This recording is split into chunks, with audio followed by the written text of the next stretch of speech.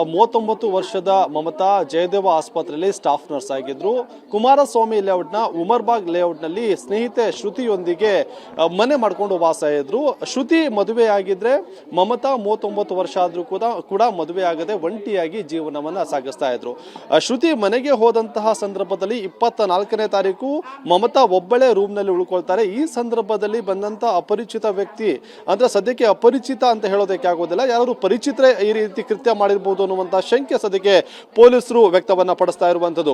ಹಾಗಾಗಿ 24ರ ರಾತ್ರಿ ಏನು ಮೊದಲ ಮಹಡಿ ಏನಿದೆ, ಈ ಮೊದಲ ಮಹಡಿಯಲ್ಲಿ ವಾಸ ಇದ್ದಂತಹ ಮಮತಾಳನ್ನ ಕತ್ತು ಕೊಯ್ದು ಹತ್ಯೆ ಮಾಡಿದ್ದಾರೆ. ಬೆಳಿಗ್ಗೆ ಆದ್ರೂ ಕೂಡ ಬರದೇ ಇದ್ದಂತಹ ಸಂದರ್ಭದಲ್ಲಿ ಮನೆ ಮಾಲೀಕರು ಹೋಗಿ ಡೋರ್ ಅನ್ನು ನಾಕ್ ಮಾಡಿದಂತಹ ಸಂದರ್ಭದಲ್ಲಿ ಎಷ್ಟೊತ್ತು ನಾಕ್ ಮಾಡಿದ್ರು ಕೂಡ ಓಪನ್ ಮಾಡೋದಿಲ್ಲ. ಈ ಸಂದರ್ಭದಲ್ಲಿ ಪರಿಶೀಲನೆ ನಡೆಸಿದಂತಹ ಒಂದು ವೇಳೆಯಲ್ಲಿ ಆಕೆ ಮೃತಪಟ್ಟಿರೋದು ಗೊತ್ತಾಗುತ್ತೆ. ಸ್ಥಳಕ್ಕೆ ಬಂದಂತಹ KS ಲೇಔಟ್ ಪೊಲೀಸರು ಮೃತದೇಹವನ್ನು ರವಾನೆ ಮಾಡಿ ಸದ್ಯಕ್ಕೆ FIR ದಾಖಲು ಮಾಡಿಕೊಂಡು ಮಮತಾ ಜೊತೆಗೆ ಕ್ಲೋಸ್ ಕಾಂಟ್ಯಾಕ್ಟ್ ನಲ್ಲಿ ಯಾರೆಲ್ಲ ಇದ್ರು ಅನ್ನುವಂತಹ ನಿಟ್ಟಿನಲ್ಲಿ ಒಂದಿಷ್ಟು ಪರಿಶೀಲನೆ ಮಾಡುವಂತ ಕೆಲಸವನ್ನ ಕೂಡ ಮಾಡ್ತಿದ್ದಾರೆ. ಜೊತೆಗೆ ಈ ಏರಿಯಾದಲ್ಲಿ ಇದ್ದಂತಹ CCTV ದೃಶ್ಯಾವಳಿಗಳನ್ನ ಪರಿಶೀಲನೆ ಮಾಡುವಂತ ಕೆಲಸ ಕೂಡ ಮಾಡ್ತಿದ್ದಾರೆ. ಅಂದ್ರೆ 24ರಂದು ಮಮತಾ ವಾಸ ಇದ್ದಂತಹ ಮನೆಗೆ ಯಾರೆಲ್ಲ ಬಂದು ಹೋಗಿದ್ರು ಅನ್ನುವಂತಹ ನಿಟ್ಟಿನಲ್ಲಿ ಮಾಹಿತಿ ಕಲೆ ಹಾಕುವಂತ ಕೆಲಸವನ್ನು ಮಾಡ್ತಿದ್ದಾರೆ. ಜೊತೆಗೆ ಇಲ್ಲಿ ಅಂದ್ರೆ ಆಕೆ ವಾಸ ಇದ್ದಂತಹ ಜಾಗ ಆಗಿರ್ಬೋದು, ಜೊತೆಗೆ ಆಕೆಯ ಊರು, ಆ ಊರಿನಲ್ಲಿ ಇದ್ದಂಥವರಾಗಿರ್ಬೋದು ಯಾರೆಲ್ಲ, ಹಾಗೇನೆ ಆಸ್ಪತ್ರೆಯಲ್ಲಿ ಅವರ ಜೊತೆಗೆ ಯಾರೆಲ್ಲ ಕ್ಲೋಸ್ ಕಾಂಟ್ಯಾಕ್ಟ್ ಅಲ್ಲಿ ಇದ್ರು ಅವರೆಲ್ಲರ ಒಂದು ಕರೆಗಳನ್ನ ಕೂಡ ಪರಿಶೀಲನೆ ಮಾಡುವಂತ CDR ಅನ್ನ ತೆಗೆದುಕೊಳ್ಳೋದ್ರ ಮೂಲಕವಾಗಿ ಯಾರೆಲ್ಲ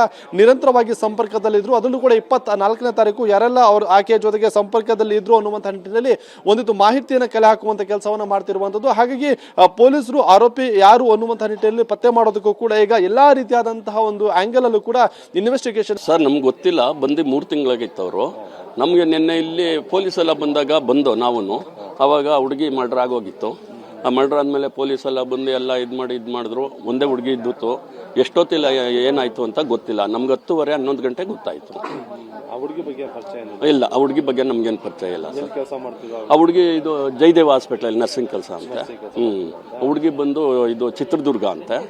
ಇಲ್ಲಿ ಅವರ ಫ್ರೆಂಡ್ ಇನ್ನೊಬ್ರು ಶ್ರುತಿ ಅಂತ ಮನೆ ಮಾಡ್ಕೊಂಡಿದ್ರು, ಅವ್ರ ಫ್ಯಾಮಿಲಿ ಇತ್ತು. ಆ ಹುಡುಗಿ ಜೊತೆ ಇದು ಬಂದು ಸೇರ್ಕೊಂಡಿದ್ದು ಅವ್ರ ಮನೆ ಮಾಡ್ಕೊಂಡ ಮೇಲೆ. ನನ್ನ ಫ್ರೆಂಡು ಅಂದ್ಬಿಟ್ಟು ಇಲ್ಲೇ ಬಂದಿದ್ರು ಅವರು. 3 ತಿಂಗಳಾಗಿತ್ತು ಅಷ್ಟೇ, ಬಂದು ಜಾಸ್ತಿ ಇಲ್ಲ. ಆತ ಅದೇನು ಗೊತ್ತಿಲ್ಲ. ಯಾರಾದ್ರೂ ಹುಡುಗ ಬಂದತ್ತು ಓದತ್ತು ಅವೇನು ಏನು ಗೊತ್ತಿಲ್ಲ ಸರ್. ಈಶ್ವರ ಅಲ್ಲ, ಇಬ್ರು ಬಾಡಿಗೆಗಿದ್ರು. ಒಂದು ಹುಡುಗಿಗೆ ಮದುವೆ ಆಗಿತ್ತು, ಇನ್ನೊಂದು ಹುಡುಗಿಗೆ ಮದುವೆ ಆಗಿರಲಿಲ್ಲ. ರೀಸೆಂಟಾಗಿ ಒಂದು 4-5 ತಿಂಗಳಾಯ್ತು ಅವ್ರು ಬಂದು. ಬುಧವಾರ ಸಾಯಂಕಾಲ 9:30 ಹಂಗೆ ಫೋನ್ ಮಾಡಿದ್ಲು, ಆಂಟಿ ಕೀ ಮಡಗ್ಬಿಡಿ, ನಾನು ಬರೋದು 10:30 ಆಗುತ್ತೆ ಅಂತ.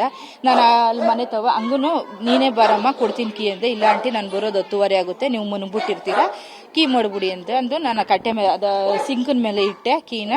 ಆ ಹುಡುಗಿ ಎಷ್ಟೊತ್ತಿಗೆ ಗೊತ್ತೋ ಏನೋ ಗೊತ್ತಿಲ್ಲ, ನಾನು ನೋಡ್ಲಿಲ್ಲ ಆ ಹುಡುಗಿನ.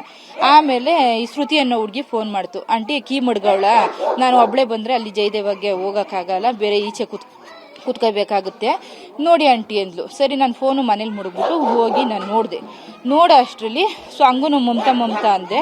ಆ ಹುಡುಗಿ ಬಾಕ್ಲು ತೆಗಿಲಿಲ್ಲ. ಆಮೇಲೆ ಹೋಗಿ ನೋಡಿದ್ರೆ ರೂಮಲ್ಲಿ ಬಾಡಿ ಬಿದ್ದಿತ್ತು. ಹೋಗಿ ನೋಡಿದೆ ಉಸಿರಾಡ್ತಾ ಇರಲಿಲ್ಲ. ಇಷ್ಟೇ. ಆಮೇಲೆ ಅಕ್ಕಪಕ್ಕದವ್ರನ್ನ ಕರೆದ್ಬಿಟ್ಟು ತೋರಿಸ್ದೆ. ಇನ್ಸ್ಪೆಕ್ಟ್ರಿಗೆ ಫೋನ್ ಮಾಡಿದ್ರೆ ಸಾರ್ ಬಂದು ಎಲ್ಲ ಡೀಟೇಲ್ ತಿಳ್ಕೊಂಡು ಹೋದ್ರು ಸರ್. ಅವ್ರ ಮನೆಗೆ ಒಂದು ಹುಡುಗ ನೀರು ತಂದು ಹಾಕೋದು, ಇನ್ನೊಂದು ಹುಡುಗ ಬರೋದು. ಇವ್ರನ್ನ ಕೇಳ್ದೆ ಒಂದ್ಸತಿ, ಯಾರಮ್ಮ ಆಂಟಿ ನಮಗೆ ಗೊತ್ತಿರೋರೆ, ನಮ್ಮವ್ರೆ ನರ್ಸವ್ರೇನೆ ನೀರು ತಂದು ಕೊಡ್ತಾರೆ, ಫಿಲ್ಟರ್ ನೀರು ಅಂತ ಹೇಳಿದ್ರು.